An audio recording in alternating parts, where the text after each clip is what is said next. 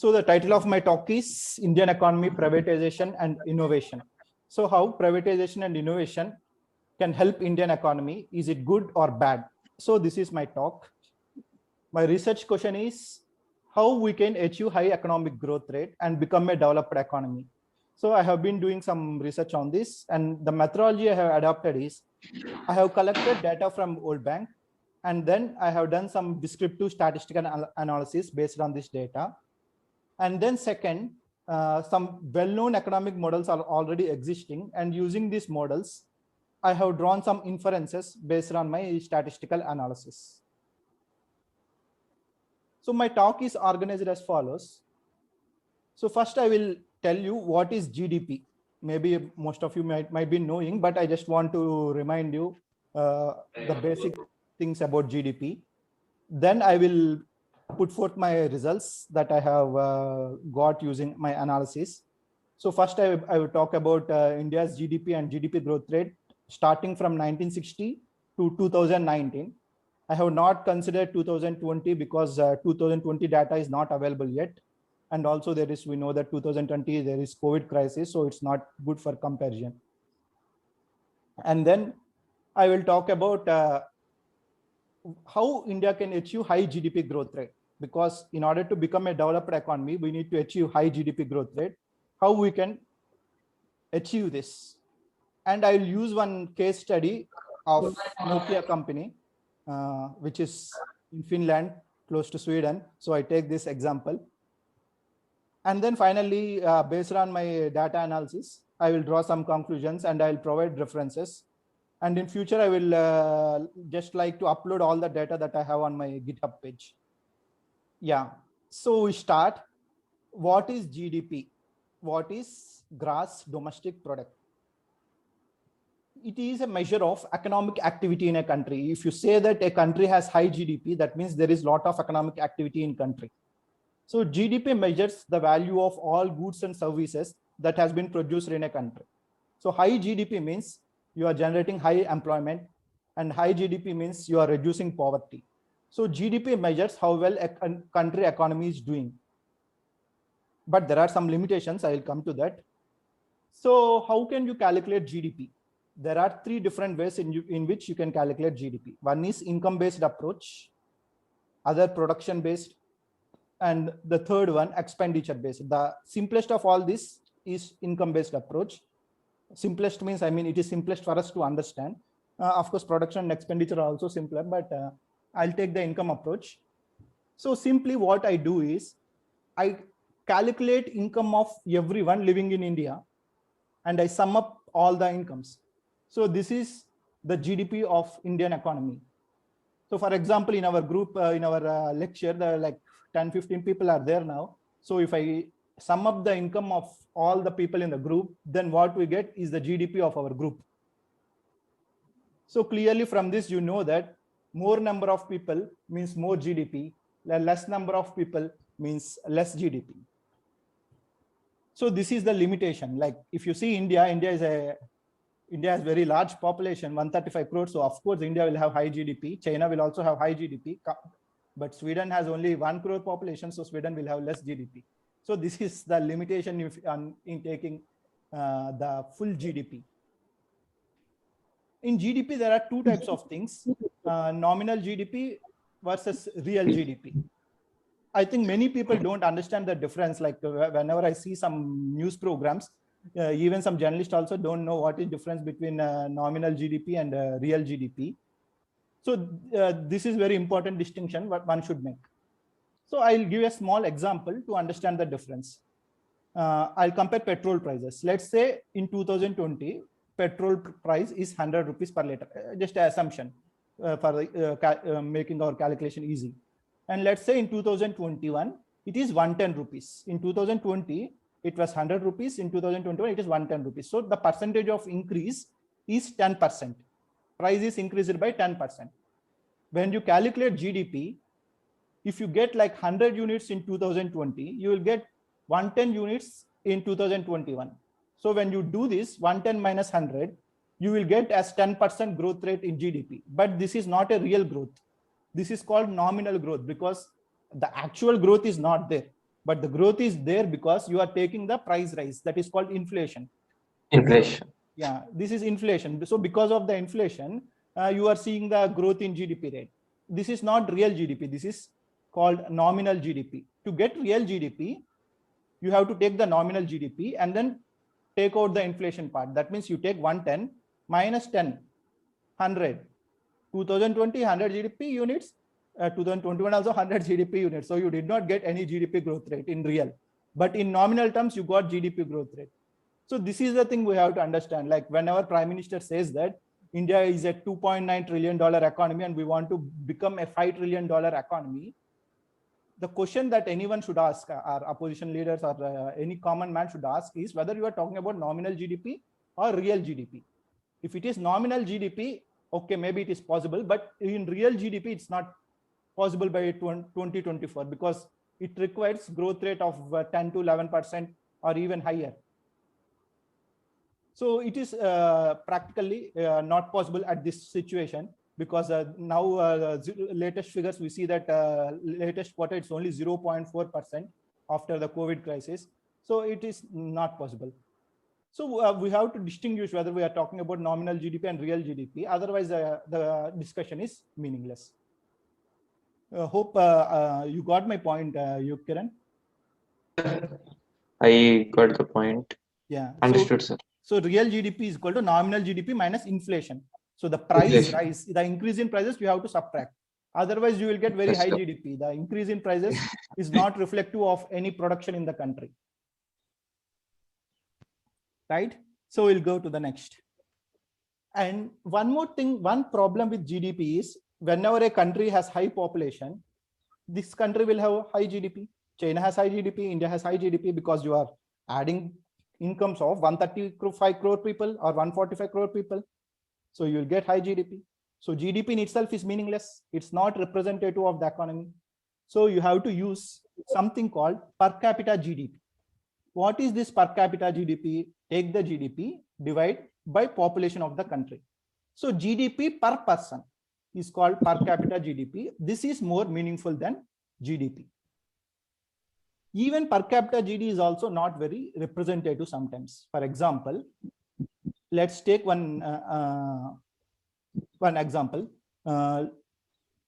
Now in Sweden, I'm buying 1 kg rice at 25 Swedish crowns. The same rice, if I want to buy in India, it costs like 50 rupees, I think, right now, or maybe higher, I'm not sure, but approximately 50 rupees.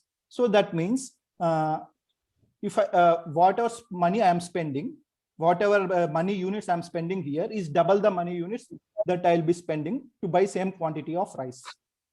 So I am here paying rent of 7,000 units, but in India I am paying the rent of, let's say, 14,000 rupees, 14,000 units. So 1 Swedish unit is equal to 2 Indian units, according to me. Like if I neglect everything else, if I assume that I am only living in my apartment, eating rice, doing nothing else, I'm working from home, then 1 Swedish unit is equal to 2 Indian units. So if I am getting like 25,000 units of money in Sweden, I should get 50,000 units of money in India for having the same standard of living. So this factor has to be accounted in the calculation of GDP. Otherwise, the calculation is not good. So we have to talk about per capita GDP, and we have to consider the unit conversion, that is purchasing power. Whatever purchasing power I have with 25,000 units of money in Sweden, the same purchasing power I have with 50,000 units of money in India. So according to me, the effective exchange rate is only 2 units, but the real exchange rate, the market exchange rate is higher. It's 8 units, but the real exchange, the effective exchange rate is only 2 units. So this thing we have to consider. Otherwise, the calculation is not much meaningful. So we have to take per capita GDP, and then we have to take per capita GDP on purchasing power parity. Then only it makes meaningful sense. So this is the introduction to GDP. Now we'll go to some results and discussion. Let's start with India's GDP. India's total GDP is $2 trillion in 2019. So it is one of the biggest GDPs India is third largest in purchasing power parity. As I told you, anything you want to compare, you have to compare purchasing power parity. So China ranks 1, US ranks 2, India ranks 3. Probably you all might be knowing why China ranks 1, you Kiran. Yes, sir. All the production are going in China, sir. No, China has large population. That's why China ranking 1. India has large population. That's why India is ranking 3. Not because of the development, of course. But when you calculate per capita GDP based on purchasing power parity, then you see how badly India is doing. 124th rank India has. That means 123 countries are richer. They have more purchasing power than what India has. And how bad China is doing. 72 countries are more richer than China. They have high purchasing power.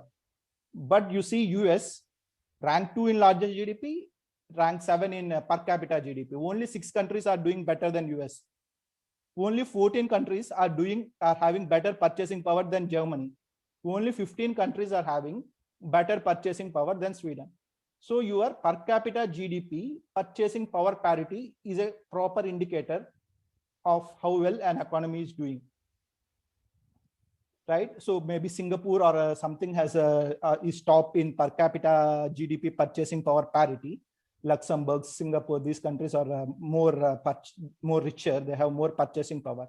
So the difference between these two, you can understand the GDP purchasing power parity and per capita GDP purchasing power parity. So one thing good for India is India has large amounts of money as a total, because we can spend in defense. This money we can spend in like defense research or something. But if you take individual purchasing power, it is less. If you take Sweden wants to invest in defense research or space research, it's difficult because the overall money Sweden has is less, although individuals has higher amounts of money. So this difference is very interesting and should be understood. So, and then yes, so the purchasing power is high, is very, very smaller in India and China if you compare with developed countries like the US, Sweden, Germany, France, and so on.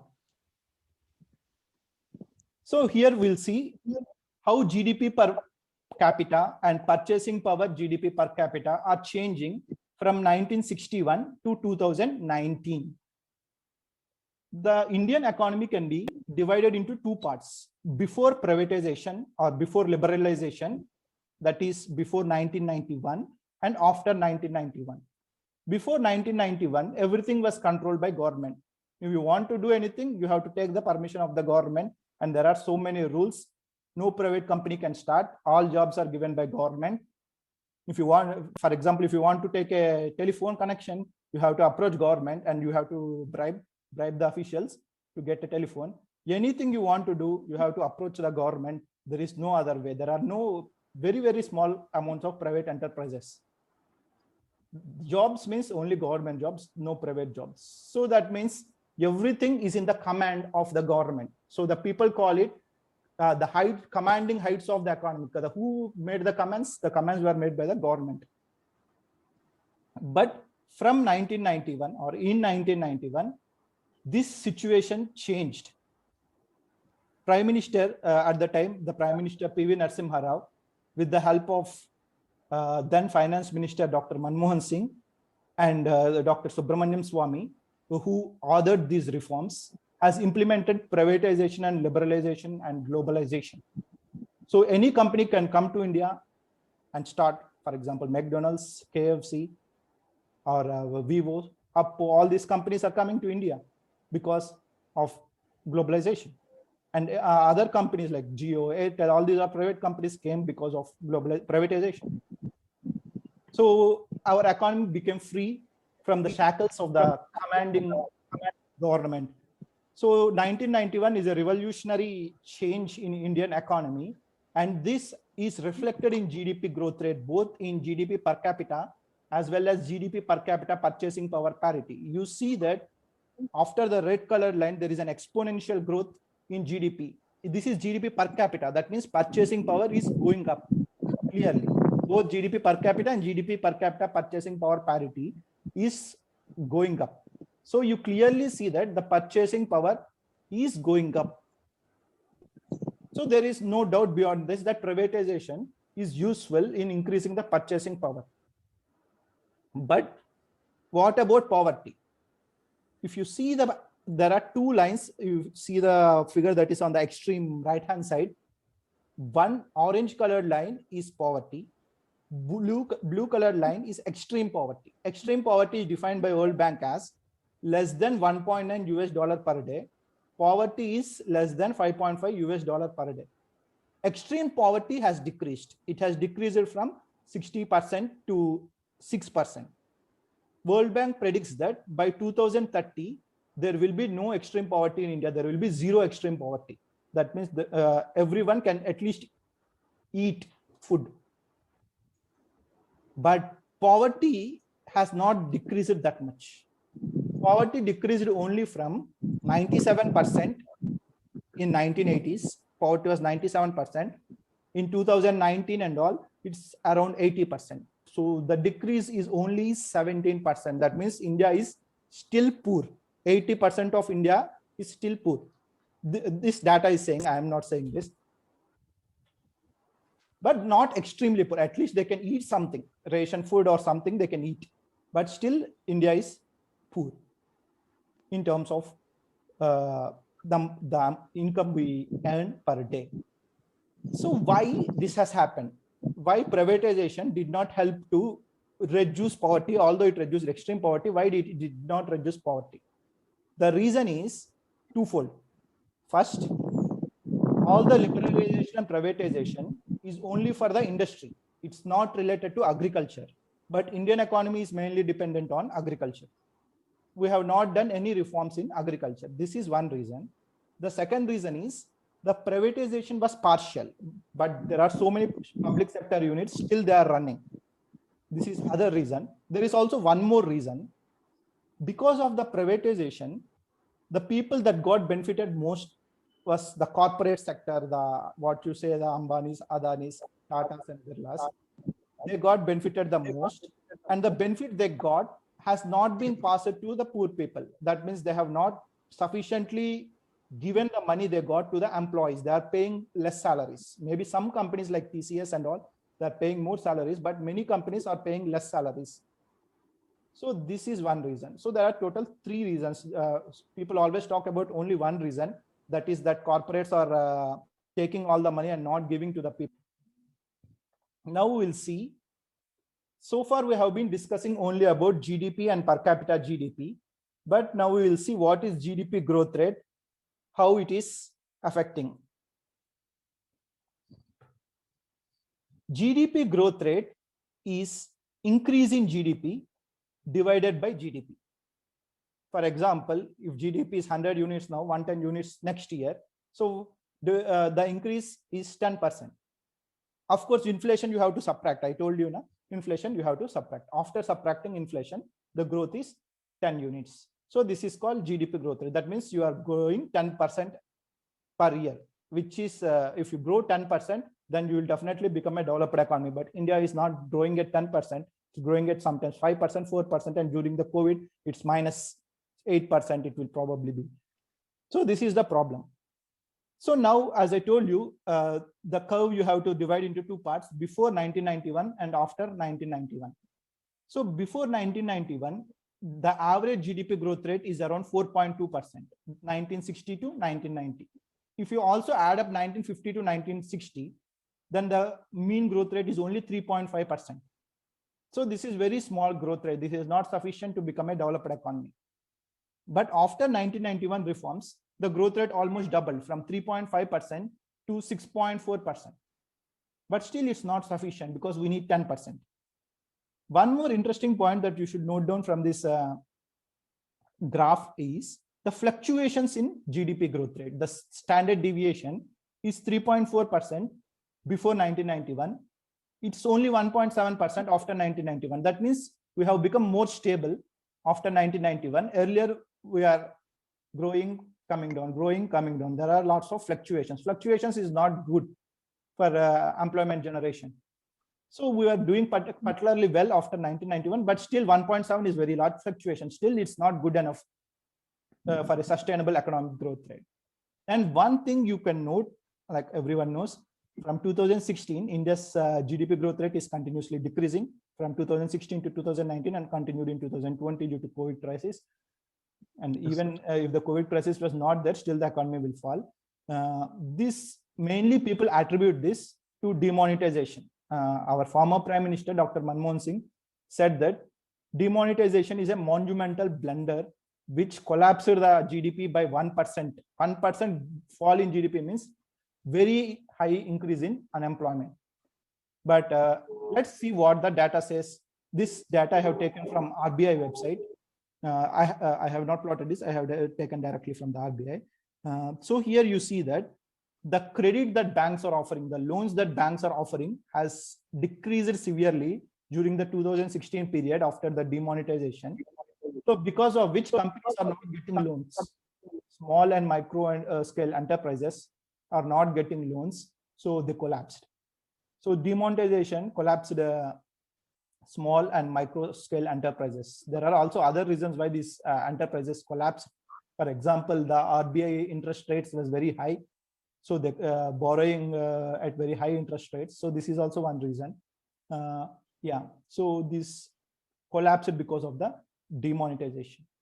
But are there any other structural reasons? Like if you see any TV, they share demonetization is the reason for GDP decrease. And some people say GST is also the reason. But are there any other structural reasons, more fundamental reasons for the GDP fall? This is what I was interested in investigating. And rest of my talk is focused on what are the structural reasons that led to reducing GDP growth rate. So what are the factors influencing GDP growth rate? If you understand this, then we can understand how India can achieve high GDP growth rate. So GDP growth rate is defined as you have already seen, increase in GDP divided by GDP, delta G by G. So I do just simple mathematics. I multiply by delta K, divide by delta K. This should not change anything, right? So multiply by delta K, divide by delta K. Then I write this as delta K by G multiplied by delta G by delta K. So here I have two factors. First factor is delta K by G. Delta K, K is capital investment. Delta K is increase in capital investment. How much investment you are doing in the country in a year. So the second factor is delta G by delta K. This is efficiency measure. How much GDP you are increasing by investment. Delta G is your output. Delta K is your input. So this is your efficiency measure. So if you have high efficiency, then that means you achieve high GDP. If you have low efficiency, that means you achieve low GDP growth rate. So eta is efficiency of using the capital. So basically we have two factors. One is delta K by G, but G is GDP, which is constant. So you just ignore that because in a year GDP has some fixed value. Now it is $2.9 trillion. So the main thing is how much investment you are making, delta K. This is the increase in your capital investment. The second thing is efficiency of capital usage. How efficiently are you using the capital? If you use efficiently, then the economy will grow. So these two factors we need to focus. Okay, so delta K, increase in capital investment, eta, efficiency of using your capital. For example, if you have a mobile phone but don't have internet, you cannot efficiently use your mobile phone. Similarly, if you want to take a video lecture, you have to take some Zoom or Google Meet. Otherwise, you cannot efficiently use the internet. So how efficiently are you using resources? If you're having an NMR instrument in your laboratory, you should use it. Otherwise, if you don't use it, then your efficiency is very less.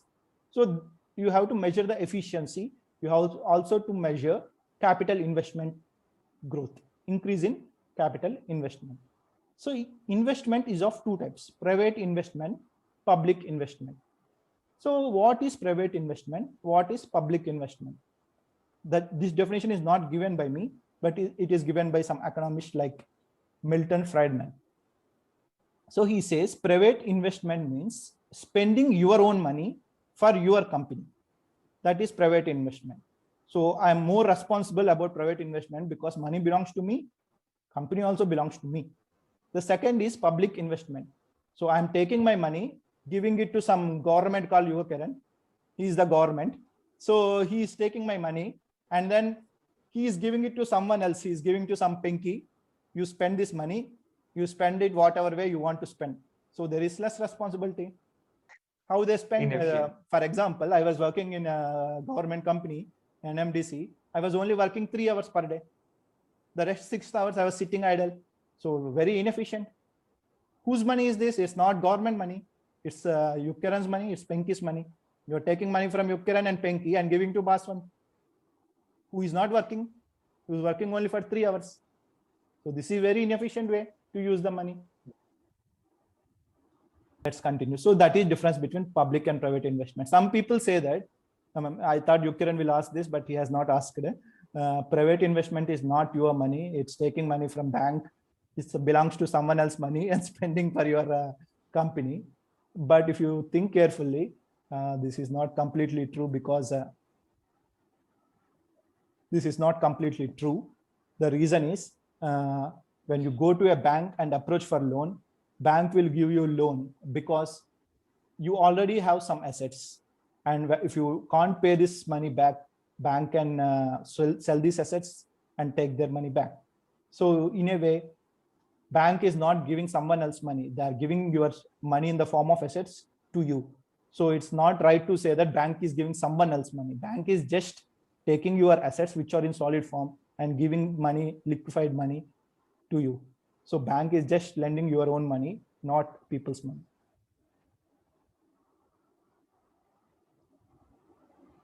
So we have seen that there are two things that can influence the policy. One is delta K, capital investment. The other one is the efficiency. How efficiently are you using the capital? So these two factors we will consider. So first we will consider increase in capital investment. Two parts: private investment, public investment.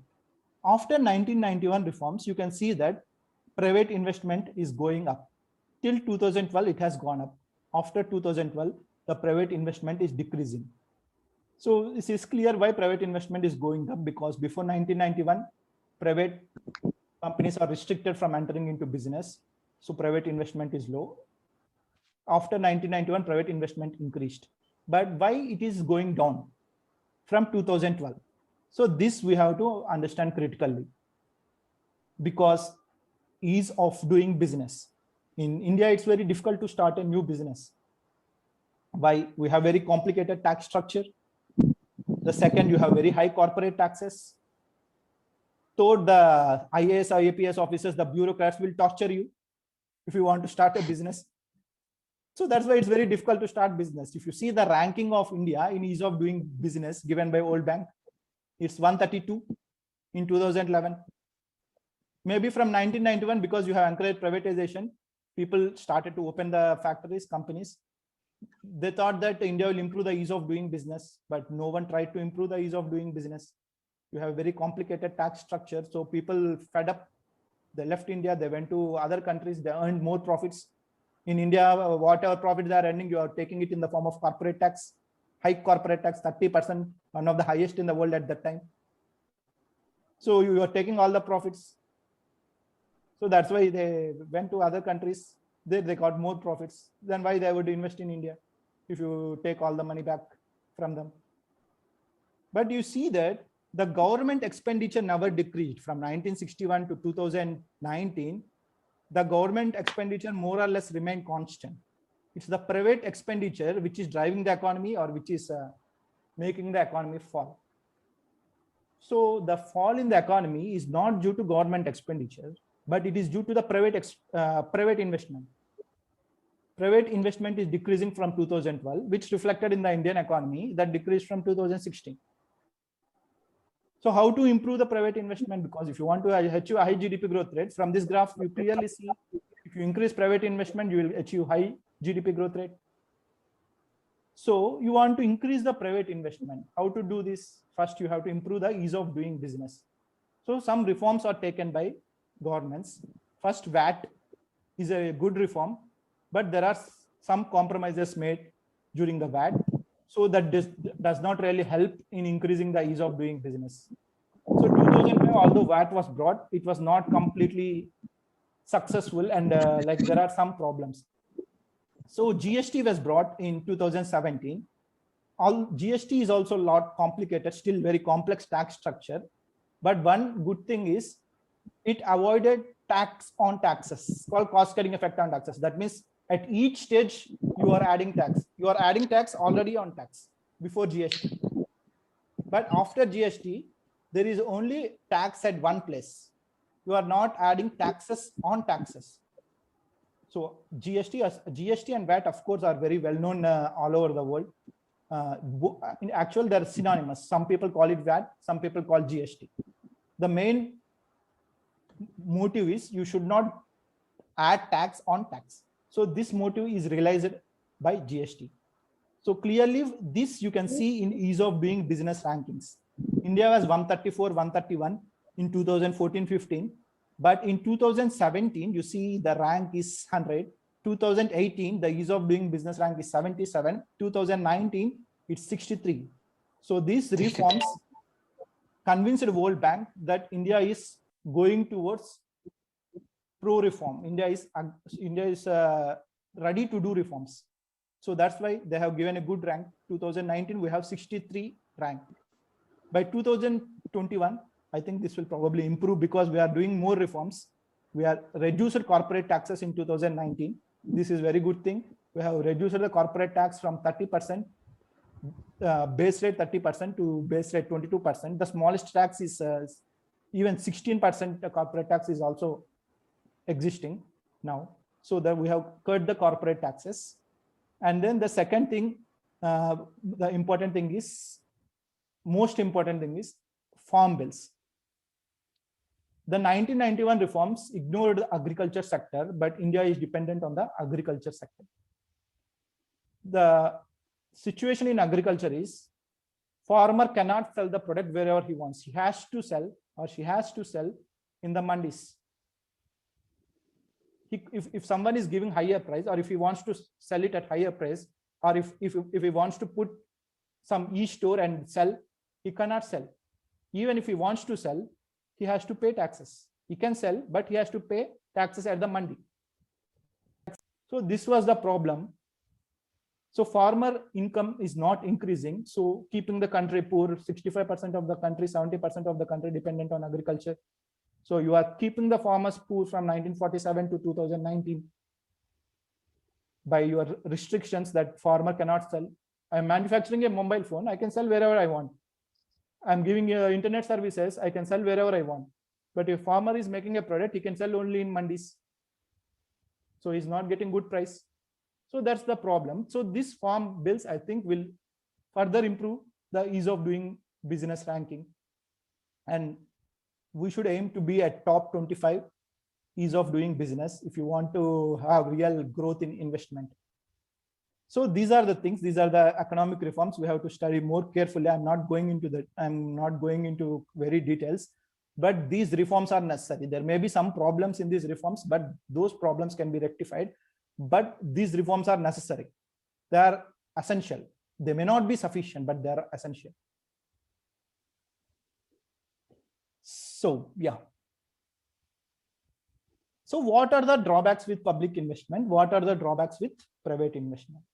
High public investment means government has to spend high money. From where the government gets this money? From taxes, income tax, GST, and so on. So if government wants to spend high money, from whom should this money should come? Kiran? From people. From people, sir. From whom? Rich people, poor people, middle class? From all. From all. Of but course. rich Yes, people find some clever ways to escape taxes. Yes, Poor sir. people, right? Poor and middle class suffer most. Poor Sir. and middle class. But poor people, they don't pay income tax. If 2.5 lakhs per year, then you don't pay tax, right? So poor people are not paying tax. Of course, Okay, it is now. GST they pay. GST they pay. So mostly from lower middle class and middle class. So these are the one who are giving money. So what happens if they tax more and more? We will become angry. So to increase government investment, you have to tax more. If they tax more, the middle class will become angry. If they want to spend a huge amount of money, then they have to increase the taxes on petrol. They have to increase the taxes on diesel. Then we will be very unhappy and we will be cursing the government. So limitation of public investment means heavy taxes on middle class. So high public investment is not good. Second, inefficient. I'm working only 3 hours. I'm taking salary for 9 hours. 3, corruption and favoritism. Everyone knows it. I need not explain how much corruption is there in public sector. Third, next, going to private investment. There are lots of drawbacks in private investment also. Labor exploitation. When I was working in Geetham, I was working for 11 hours, but you are paying salary only for 7 hours. So it's the other way around. So Srama Dopidi we call in Telugu. You are making me work very, very hard, but you are not paying sufficient salary. Or sometimes lack of employee welfare. If I get a job in a government company, if there is job security, government will give me some house to live in. But private companies, they are not giving any houses or any transportation facilities and all.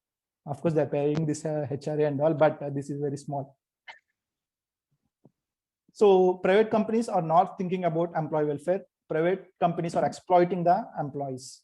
So there are problems both in public investment and private investment. However, we have seen from the curve, from the graph, that private investment increases the GDP, but public investment does not increase the GDP. So what to do?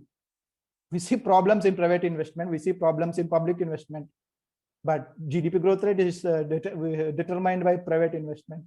So you can't stop the private investment. So what should we do? So in the conclusions, I will tell what should be done. But we go to the next factor. So I have said 2 factors: investment, efficiency of capital usage. In the investment, we have seen that private investment can increase the GDP. Now we see what about the efficiency of your capital usage. So here I use some economic growth models put forward by Nobel laureates. One growth model is called exogenous economic growth model. This growth model was put forward by Professor Robert Solow, who has got the Economics Nobel Prize in 1981. According to this, growth rate is determined by 3 factors: capital, your labor, and innovation. The third factor is innovation. How innovatively are you using your capital? This is the third factor. This A here is called innovation. K is capital, L is labor. So this theory says GDP is determined by law of diminishing marginal returns. How? We will see. I want Penki to unmute for this small discussion, if possible. Baswan. Just one small example. I want to just involve you. Yukaran can also unmute. Yes, sir. So me, Yukiran, we started a company, mobile manufacturing company, not now, in 2001, 2002. We started manufacturing mobile phones, normal mobile phones, not smartphones, normal mobile phones, just we can call, we can't serve internet on this mobile phone. So initially our business is very good. We have increased capital, we are increasing labor. That means we are producing more mobile phones and we are hiring more number of employees in our company. So we are starting to produce more and more mobile phones. Our sales is going higher and higher. So it's going on the curve like this. You see either blue curve. The blue curve is increasing. And then from 2002 to 2010, we have done the same thing. Just hiring new people, making more number of mobile phones, selling mobile phones. Right? But then what happened is Penki started a new company. Penki, you are there now? Yes, I am here. Penki started a new company. Penki thought that Baswant and Yukaran are doing stupid things. They are only making normal mobile phones. They are not making smartphones. Internet is there. Why they are making this foolish thing? They started new company. Started new company and made smartphones with 3-4 cameras and very high RAM and all memory. So then people started buying things from Penki's company because he has made a technological change. He has innovated. So people started buying things from Penki's company. then what happened to our growth rate, Kiran? It got saturated, na? Our growth rate dips, sir. Our Yes, growth sir. rate saturated, and then after that, from 2016 2017, no one is buying from Baswant and Yokaran. Everyone is buying from Penki. Yes, sir. So Penki growth rate is increasing. The orange curve is increasing. But after some time, he will also experience this diminishing marginal returns. He will also become saturated, and then his growth will also decrease. Penki, are you there now still? Yes, yes, yes. So what you will do to increase your growth rate? Your growth rate is also experiencing diminishing returns in 2021. We have to keep what you can tell, update our Technology. innovations, technology, nothing less. Yes, yes. So We have this to, is we have to the, keep, we have to do R&D or something like that. yes. We have to do R&D, that we have to do innovation, technological change we have to do. Then only Penki will not experience this marginal returns. Otherwise, Penki will also experience this diminishing marginal returns. Your returns will decrease. First, your returns will become stable, and then it will decrease. Same thing is happening to Indian economy. First it increased after 1991 to 2014 and all, it increased. And then it became little stable, and then now it's decreasing. So other than investment, you have to also focus on innovation. This is not said by me. This is said by all economists. So this Professor Solo, he showed using calculus that 35% growth rate is due to investment. 65% growth rate is due to efficiency. Efficiency is a function of innovation, that is research and development. So whatever government does is affecting only 35%. Whatever government does in business, the policy related to business, it's only affecting 35%. The other 65% depends on education, research and development, and innovation. This is what exogenous economic growth model says. But one thing this says, that how to achieve this innovation, this is not explicitly said by exogenous economic growth model. So other models developed by people called endogenous economic growth model. This tells how to achieve innovation, how to achieve technological change. So Professor Paul Romer, he is a Nobel laureate in 2018. He's also worked as former IMF president. So he says that in order to achieve innovation, you have to spend in education, research and development.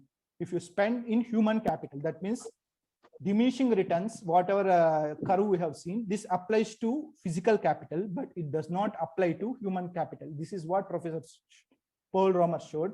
So if you invest in human capital, then your growth rate will increase linearly, not like diminishing returns. Your returns will be constant returns. You continuously increase and you sustain this growth rate if you increase in the human capital or knowledge capital. You try to educate people, you try to skill people, you try to improve research and development, which will lead to innovation.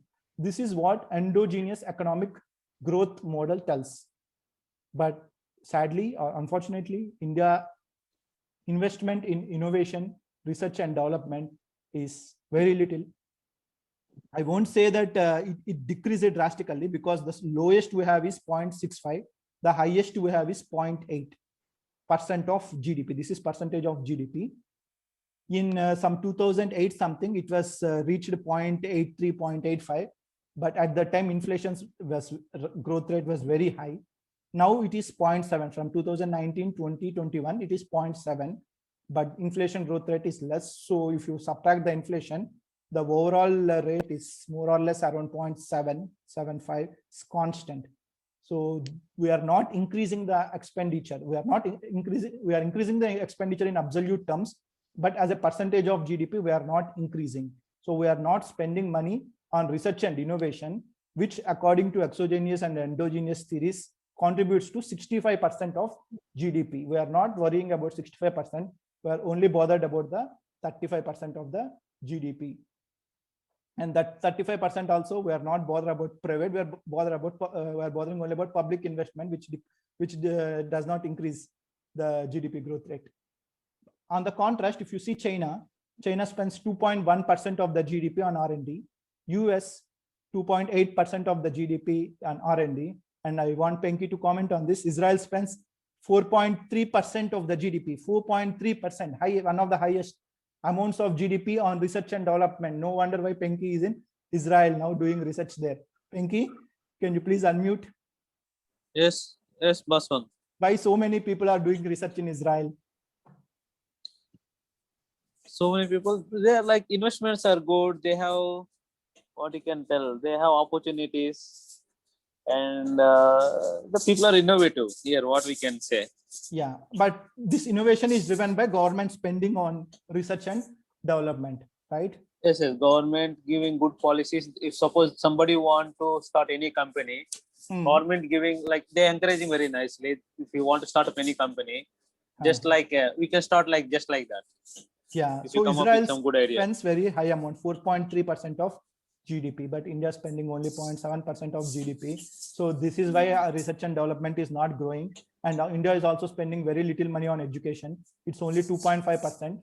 But even in 1965, Kothari Commission, it recommended that we should spend 6%. In 1965, they recommended. But till now, no government has spent 6%. Either Congress or BJP, does not really matter. No government has spent 6% of GDP, and no government has spent 2% of GDP on research. So the human capital, which contributes 65% to GDP, and India is the country with highest human resources. But we are not spending on these human resources.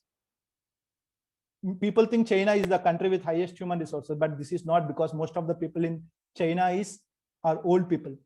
India has highest percentage of youth, the human capital, but India is not investing in its human capital, the knowledge capital. So that's why we are experiencing low GDPs, low GDP growth rate. So just final example, I will end this. This is the story of Nokia, the company close to me in Finland. So whatever example I was giving, the law of diminishing marginal returns, based on me and Yoga Kiran, we are Nokia. Penki is Vivo, Oppo, Redmi. So he has innovated, he succeeded. We Nokia people, Baswant and Yoga Kiran, we did not innovate, so we suffered. We grow and then stable and then fall, because no innovation, no technological change. But now recently Nokia is trying to rectify this. They are innovating and they are making some new mobile phones with cameras and all the nice features. But from 2002 to 2014, they did not bother about innovation. They thought that ours is very reliable company. Everyone will buy with our mobile phone, what we call error button, touch button phone. Smartphone is not for us. So they have fallen drastically. So this is a textbook example. In any business school, they'll teach this example of if you don't innovate, then you will fall. So the same thing is happening to the Indian economy. Yes. So to finally conclude, so we have seen two factors that will drive growth: capital investment, efficiency of capital usage. In capital investment, we have seen public investment and we have seen private investment. We have seen that public investment need not increase the GDP growth rate, but private investment can increase. But private investment has other drawbacks, like private investment is looting the employees, they're not giving a good amount of salaries to the employees. So, but we cannot stop the private investment. We have to still encourage the private investment, but we have to make some rules so that these private players, they give proper salaries to the employees, they give welfare to the employees, like they give housing to the employees. So we have to create some framework in which this can be done. Then investment grows up, employees also happy. So increase private investment by giving tax incentives. You can offer tax incentive to those corporates, only to those corporates that follow good wage policies, like TCS is following good wage policies, and they're doing more or less doing some employee welfare. So we have to give incentives only to those corporates who follow optimal wage policies and employee welfare. Then reduce government expenditure, because high government expenditure means high taxes. High taxes means middle class has to suffer. So if you reduce government expenditure, then even Dr. Swami suggested that income tax can be abolished, because the people that suffer the most because of income tax is employees. Employees does not mean government employees. Employees means salaried people who are doing jobs in private companies. So they are also suffering the most. So he suggested that income tax can be abolished, and taxes on petrol and diesel can also be reduced substantially. If government investment is reduced, that means they don't need more money. So government should be minimum, as our Prime Minister rightly says, minimum government, and government has no business. Maximum governance, minimum government, maximum governance, and government has no business to be in business. Why there is no business? Because there are more important things according to economic theories that government should do, like they should spend on education, they should spend on research and development. These are the important things that government should focus according to any theory of economy put forward by the Nobel laureates. So it has no business in business. It has some business in education. It has business, not some business. It has business in education. It has business in R&D. But at the same time, once the Indian economy gets developed, even private people also should come into should put more money into R&D. Of course, education, private people are putting money, but this is not good, because education is the primary responsibility of the government. Healthcare is also the primary responsibility of the government, but the primary responsibilities government has left, and government has no role in business according to any theory of economics, but government is doing business. So yes, so this has to be changed. The most important and major part that contributes 65% to the economic growth is scientific and technological innovation. For this, government has to spend money whatever way they can spend, either by increasing taxes or they can spend by sale of PSUs. We have to decide which one is better. The increased taxes is better or selling PSUs is better. There is no other option to generate money. They can't increase corporate tax, because if they increase corporate tax, then business will close down. Your small, medium, and enterprise will all close down. Then no one will start a new enterprise, and unemployment will peak to the highest. So there are only two options: sell PSUs, generate money, put it into health, education, R&D. It's good that government is increasing spending on agriculture, spending on health, but government is not increasing spending on education and R&D. So they should find ways to do this. Then innovation develops, then this ETA tech, technological efficiency due to technological innovation, that contributes majorly to the economic growth. This will increase, and our GDP growth rate will go up to 10%. Then, as Prime Minister says, $5 trillion economy may be not possible in 2024, but probably 2027 we can achieve, 2028 we can achieve this, if we can spend more money on education, health, and R&D. So just final thoughts. I have taken these quotations from some books. My main source is one book by Reset, Regaining India's Economic Legacy by Dr. Subramanian Swamy, who authored the 1991 reforms. And the other book is Capitalism and Freedom by Milton Friedman. So I want to just say final three things. Government is an umpire. Government is not a player of the game. Government should set rules, laws, and ensure that these rules and laws are implemented through incentives. Government should not be a player. It should not try to become a player in business. It's a player in education and R&D. It's not a player in business. Problem with socialism is large government participation, which means heavy taxation. And if you tax heavily, then no one will work hard, because if you are earning more money, government is taking that money. So people will not work hard, because why should I work hard to pay government? So this is the problem with the socialism. The only way to achieve economic equality in India is to create adequate employment by encouraging private participation. By private participation should be responsible. You should ask the private people to provide minimum amenities like housing and transportation. Taxation can be used as an instrument to give these incentives to capitalists for providing these facilities.